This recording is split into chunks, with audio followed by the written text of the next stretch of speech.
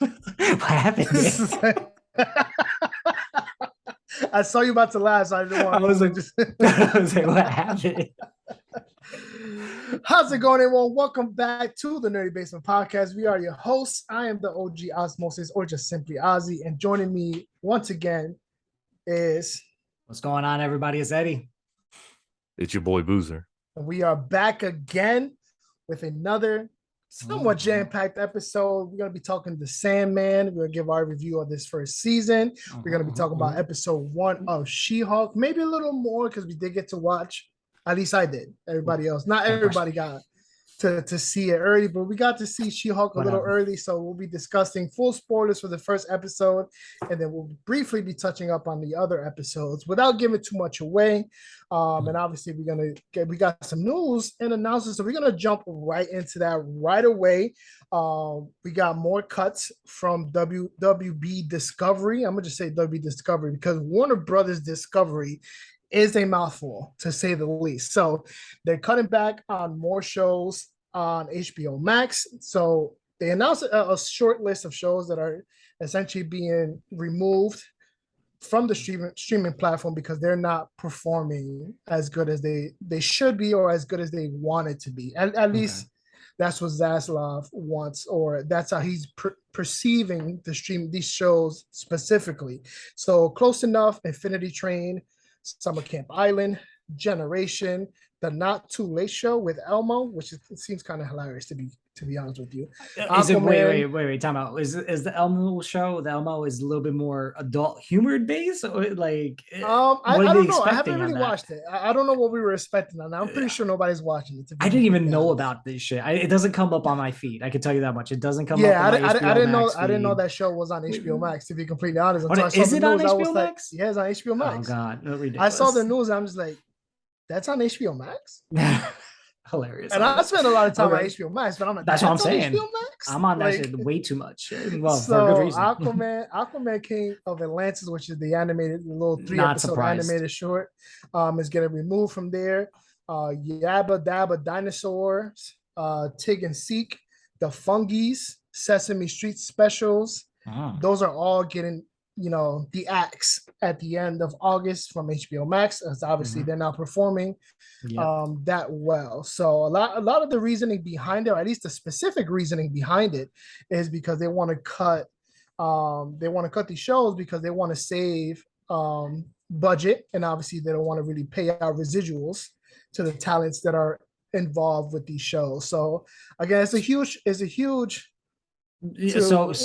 can I tell everyone paying attention to this like today, watch every single one of these and make sure they pay out for the fuck of it. Now I'm going to watch it just for the fuck of it. I'm going to play them all, even if I'm just walking around. Leave it on. I'm just leave it on while we're cleaning. We were talking about this the other day. We were literally talking about this the other day. Listen, what I don't get is I feel like it's like I don't know. I feel like it's a very ironic situation because on one hand they're like, it's not doing that great. But on the other hand, they're like, okay, but we don't want to pay royalties. Well, if it's not doing that great, then you're not paying out a lot of royalties. Exactly. But if it does do good to where you have to pay out more royalties, it's successful and it's doing good. Right. Don't act like you're paying 90% royalties to these people. The royalties they're spending to people is, I am sure, minuscule. You know what? I'll give Elmo some bucks, man. I'll put the fucking play, but I'm gonna like I said, like me and Ozzy said, we got to do it for Elmo at least. For Elmo at least. I don't see this in the notes, but I also saw like a list of like 20 animated projects that are also being dropped. Yeah, there's a whole bunch of specifically animated projects. I didn't see the list for the animated shows specifically. It was a lot. They come across this list. This is very recent. Awesome too. I heard like Infinity Train is an animation show that I haven't seen. But yeah, so I heard Infinity people Train, love it. And it's actually going a lot away. of people did enjoy Infinity Train. I heard there was a lot of hype behind people were saying it's like the best animated project they have on there, aside from like the Harley Quinn and stuff. And I mean, Close Enough also got a nice little following too. So I'm not too sure where. Yeah, I did. Where they're hear people mad about that. Where they're really saying these two shows specifically, Close Enough and Infinity Train, really weren't performing because there was a lot of hype when they were announced. There was a lot of hype when they came out, and then post haste there was also a lot of hype, which is why you're getting the angry, feedback on social media because these two shows are leaving HBO Max. But yeah, I'm You know not what too people sure re- what they're necessarily looking at. What is David Zaslav's specific requirements for the shows to decide, well, this stays, that doesn't stay, because you're just coming in with stuff that's already established. So like, these are numbers that existed before the merger. So it's like you're just coming in like, it should have been doing better before I came in here. you know what's funny? You know what people really love? Less options to watch. People They love love less less variety, options. less options. Like, No, I only like that in a menu at a restaurant. All right, you yeah, know what I mean. I'm that just is, like, I Bro, don't need to have if yes, the menu facts. at That a is the escargot at only a diner. time. The only if the time you menu want to at the have like restaurant less is three options, pages, if the dude. menu at the restaurant is 3 pages, Yo, bro, when you go to a diner and it's like Why is 42 there pages long, why is there and escargot on a that's just diner? the breakfast I'm like, menu. We why didn't would you even even get to have lunch or dinner. right? Why would you need to have like escargot randomly on a diner menu? I'm like, where the fuck do you have snails? Yeah, Why where do you even have all these ingredients? how I many don't other believe people you. here? I you know believe where you they're have getting it the on this snails out ingredient, the back in the alleyway. and Exactly, I'm and gonna that's the pick Grabbing the something. problem. snails. Ready? No, Yeah. I'm gonna pick something, and you're gonna be like, we're out of stock of that. Yeah, right. You ain't carried that in 7 months. Yo, But you're yeah, gonna order the escargot, and they're gonna like, I'm sorry, we out of snails today, bro. There's nothing in the back alley for you today. dude, that is the only Oh my time God. you want less options is a menu when you're getting food. But outside of that, if I'm paying monthly for a streaming service, I want to have options, because when I'm done in one show or one movie, I want some variety and some What's options to next? choose from. You don't What's want people in next? a you don't want Exactly. people in a show hole. You know what I'm saying? That's why we have all these options on these streaming services. You don't want to be in a show hole. You finish something, okay, what can I watch next? Which is why, perfect example, Netflix. Yo, we saw you like this. You might like this this too. matches your preferences about 85%. So you might want to watch. You know what I'm saying? So I don't know. I really don't know what's going on back there, but there's more cuts that's going on. And I'm pretty sure this is not the end of it. This is probably just the tip of the iceberg of what they're doing. Cause they also like cut, like they released, I think it was like 70 more employees the other day, earlier this week, from HBO Max or something like that, on top of the 70, 80, whatever they were initially doing before, when we spoke about it the last time on a couple episodes ago. Yeah. So, I mean, I don't know. So Young Justice season 5 is also in question. That's bullshit. Because If there's they also don't, no plans. There's no plans right now to make to greenlight a 5th season That's for ridiculous. Young Justice. So we know The show that had people revel behind it to come back. No. exactly. and we'll do it again. I'll do it again. I'm okay with that. You know what? If they want to fuck with me, I will do it again. We will start this Ed campaign. is showing his teeth and nail. He'll fight for it. Oh my God, I loved Young Justice. Man's It about was to like start one of the the best things revolution. ever came, man. And one of the best It will things not be ever. televised either. No, probably not. But yeah, so I mean, I'm not. Listen, Young Justice got a lot of hype behind it. People support that. People, like Boozer mentioned, people rallied to get the show back full force, and it got picked up for HBO Max, and we got a couple seasons for it. But yeah, season 5 right now is up in there, just like season 4 of Harley Quinn, even though it's looking to stand on good ground for its 4th season, but that's still also up in there.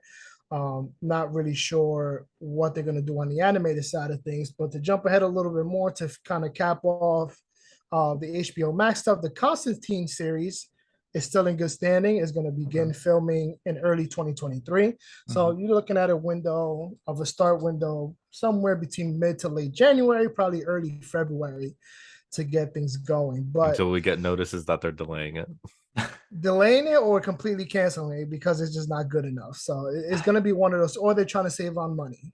They should have just sold everything. They should have just sold, like when they were talking about they were going to get sold. I feel like maybe DC. Sold. That's it. Yeah, I know they want to preserve, or at least that's the card they're using. They want to preserve the DC brand. They want to bring it back to what it once was. Not like it ever left, its grand stature. Yeah, whatever, what was it? Like, it had it had Mod Podge movies from the Batman series to then Nolan and random Superman movies. Like, it just had a Mod Podge of things. There was never a golden age of DC live action movies.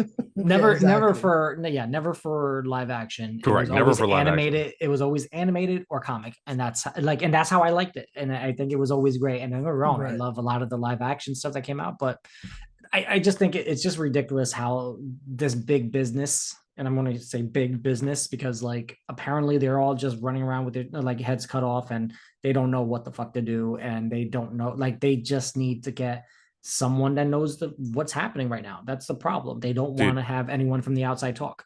dude, I got to give a call back to when I used to do a podcast on video games. Anytime there was like a weird thing, like they're like, why did they do this? Like this was such a dumb decision. We were like, it's got to be Greg from finance. They're just going to Greg from finance and being like, listen, Greg, I know you know nothing about this, but like numbers, right? What do we do here? And Greg from finance is like, I don't know. Let's just do it, or let's just cut it. And like, it's all Greg from finance's fault. Yeah, but speaking of a Greg, apparently I saw a while ago they were talking about Greg Berlanti taking over as the new Kevin Feige for the DC stuff. Right. And I'm like, I wonder if he can pull off doing like a big budget thing like that. I honestly think I see why not.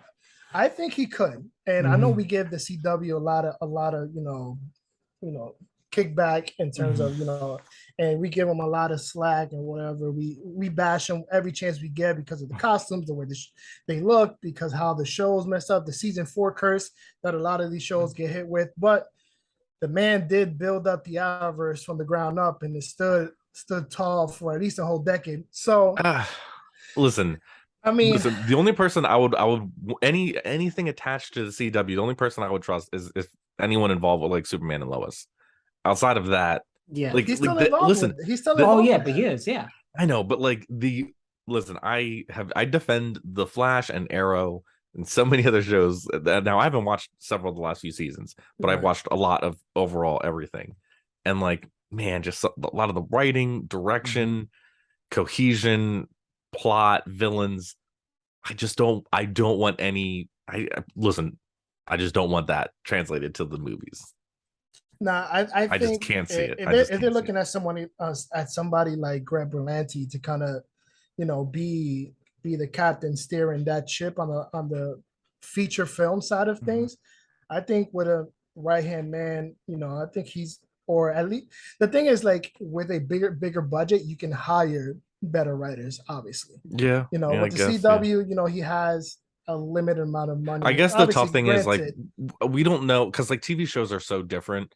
And they're way different than movies and how they're produced and like so we can only imagine like who was in charge of like overall cohesiveness, not only between seasons but also between the shows.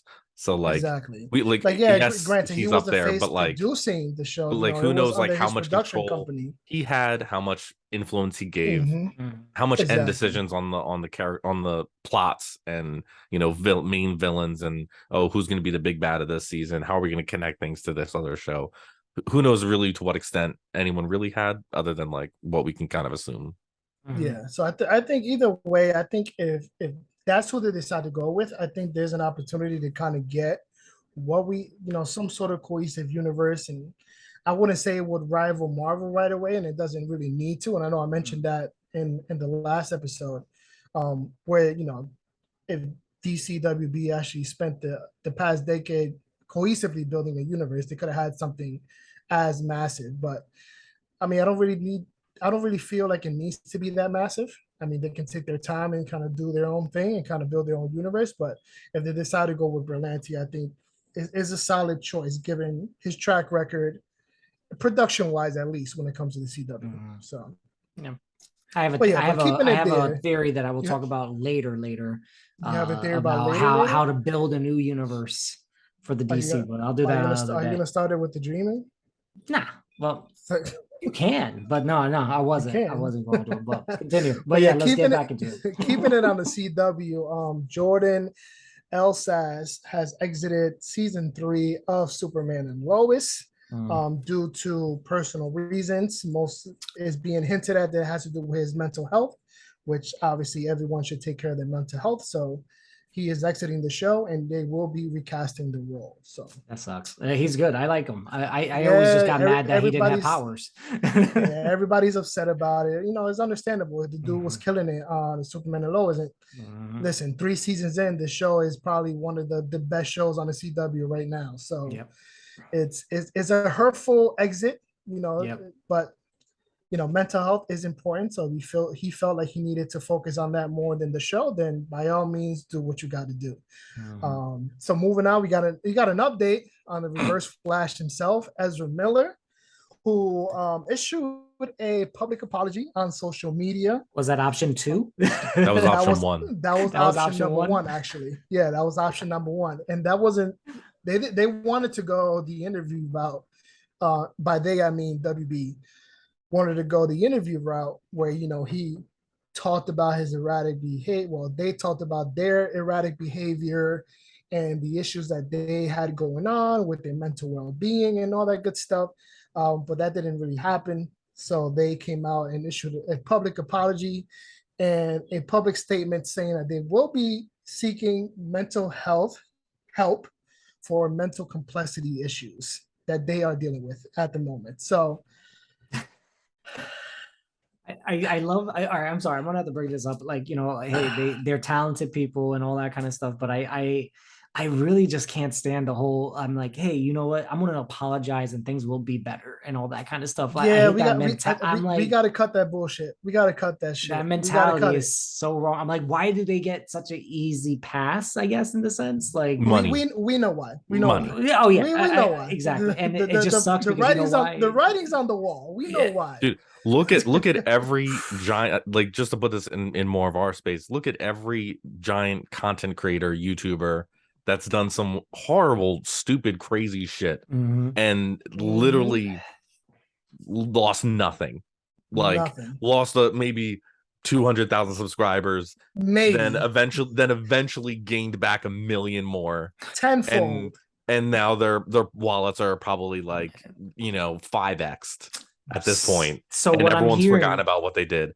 So what I'm hearing, Boozer, is we need to do some really fucked up shit soon so we can get 1 million after we apologize. Right? Nah, we already need to have an obsessive. The people that already have the obsessive fan base. You gotta have a cult-like following, mostly children, which I don't ever want. Children. But that's we're literally E for explicit. We don't do that. Yeah, I mean that's the problem. We might talk about kid stuff. Get yourself a kid fan base and Rick and Morty. Teenage Mutant Ninja Turtles, Hulk on the set. Yep. I'm like, no, we're not talking about kid shit though. It's just, it's a shame. It's the way it is. People get these, very young fan bases that idealize them on and forgive them for literally anything. It's frustrating. And celebrity status is the same thing. Whether you're a traditional movie celebrity or you're a big YouTuber, people will just forgive anything. You know what I mean? And yeah. It's tough in the art space because, like, if we all didn't watch a movie or listen to a song based off of anyone that did something bad, there's a lot of content we would not be watching or listening to. Or sometimes you do have to kind of separate the kind of content from the stuff. There's limits, though. I will say that it's a very nuanced situation. But no, it's for the most part, people will literally forget everything. Unless like something goes to court and like he's they're convicted of something wild. Yeah, everything's probably going to be forgotten. Legal papers and like right now, like everything's all allegations. Everyone's going to forget about allegations forever. I don't think so because they already forgave Johnny Depp now. So I don't. All right, we got too political in this. Let's they forgave Johnny Depp. I mean, whatever. I mean, moving on from that. But yeah, they're seeking out mental health help. Best wishes to them. That's all I can really say. I'll keep it as clean as that. But moving on from that, we did get our first trailer for Wednesday, which is the Addams Family show, focusing obviously on Wednesday Addams. We also got information that Tim Burton has directed 50% of the show. So 4 out of the 8 episodes has been directed by Tim Burton. And obviously we didn't get no casting information this past week. We got the trailer, we got some new stills, we got new plot details on the show. Obviously the information that Tim Burton directed 4 episodes. Not a casting reveal for Uncle Fester, which they're keeping secret. They want people to wait until they watch the show to see who they cast as Uncle Fester. I don't really know. I don't have any actors that really come into mind to really pull off a Uncle Fester, but and they're holding it. Danny DeVito. It's gonna be Danny. I was thinking Danny DeVito, but I was trying to go somewhere else. I would still love to see him try it though. He's just fun. He's a fun Danny actor to DeVito. see. That would be fun. Yo, if it's Danny DeVito, Nah, I want a reward. even better. Michael Keaton. He's gonna come in right in there. Imagine it's Michael Keaton. Yo, imagine. oh my God, he hilarious. can, dude. Think about it. He could pull a Beetlejuice moment with just his bald head coming in as Uncle Fester, fucking like putting a light bulb in his mouth. Like, fuck it, I'm for it. Fuck it, let's do it. Bro, like that, him or Danny DeVito, I'm fine with it. It's Michael Keaton or Danny DeVito. That's who's playing Uncle Fester. Any takers? Let us know. Any takers? Let us know who you believe is Uncle Fester in the Wednesday show. But either way, I'm excited. I'm excited to see the show, honestly. So I'm gonna see what they bring to the table this time around with the Addams Family. You know, that's been a huge staple, or at least a stamp in pop culture history. The Addams Family. So I'm excited to see what Netflix does with that. We also got information that Rogue One, a Star Wars story, will get a re-release on IMAX next Friday. And that will include exclusive footage for the Andor show. And you can only see that footage when you go watch Rogue One in theaters, which I'm tempted to do because I never saw Rogue One in theaters. Oh, I did. I watched it at home. Yeah, I didn't either. Yeah, I did. But I never watched it in theaters. So I'm tempted to go watch Rogue One in theaters because Rogue One was an absolute fucking blast. Yeah, dude, it's like when you see it on that big screen, the scope of it, it's beautiful. It's like again, like one of I've told plenty of people, I'm like, it's my favorite Star Wars movie ever. Like, and that's even comparing it to the original trilogy. I think Rogue One was the pinnacle of what Star Wars universe is. You know what I mean? Like, as a live action, I'm like, it was perfect. And then again, it was perfect because they didn't survive. And that's the reason why I'm like, they showed the reason why they never were in any other movies or ever, besides, hey, it was because these guys made the biggest sacrifice. We were able to stop the Death Star and they kept their word. Like, now giving this guy a prequel, all good. He was a great actor. I loved him in the movie and all that, but I'm like, I was fine with just the movie. I was happy with that. So just to say it. Exactly. So yeah, August 26th, you can watch Rogue One in IMAX again and get some exclusive footage for Andor before it releases in September now, because it did get pushed back. We got to get a 3-episode premiere in September. I forget the date, but it'll be in September. Hopefully we get screeners for that because I'm excited about that one. But yeah, moving on to our last bit of news for this week's episode, we got Zoe Terakes, who has joined the cast of Ironheart. So that's currently filming. Obviously, we got some set photos of that. We got to see the hood. We got to see Riri Williams in her costume. Well, not necessarily her Ironheart suit, at least her Mark I version of it, which should be coming out of easily transitioning from Wakanda Forever, unless she gets a new costume upgrade. Unless the show takes place before Wakanda Forever, and then she comes out of Wakanda Forever with a new costume. I think it's going to be vice versa, because her introduction would be Wakanda Forever. So they're for her to have a show, introduction, but you don't think she comes out of Wakanda Forever with a new costume when she's already building her Mark I? I want to say, I bet you they at least give her the first episode or two to get it with the Mark I in her series, and then she finishes off with the new suit, because you know that's earn it. So she has to earn it. Exactly. They have to earn their suit and shit. She has to earn it. God damn. I mean, I think that's what it is. In all fairness, her not coming up with the perfect suit the first time, I think, is fair. You know, being that not everyone can be Tony Stark. Yeah. And we saw from the Iron Man movies how difficult it is to create an Iron Man suit.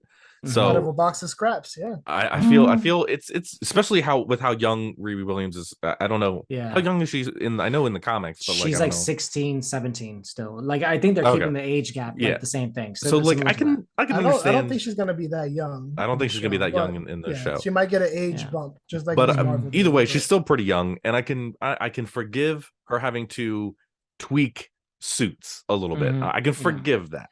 As long as they don't mess around and do the kind of the same shit that they've done with, like, you know, them sending Sam his brand new Captain America suit, you know what I mean? Instead of him doing his own thing and shit, you know what I mean? Like, I just hope exactly right. Like, hey, look in the mail for this. Like, we're hooking you up, vibranium. It's like he ordered it from Avengers headquarters and shit. I want to put in a request for a new personalized suit I'm going as Mhm. Captain America That- now, but I need my that's all I'm Falcon saying. integrated in it. Yeah, But we'll yeah. see. Hopefully, it's not We'll that case, see. but that's my whole thing. But yeah, she's earning it. She's earning the new suit. Yeah, I can see her earning it. But yeah.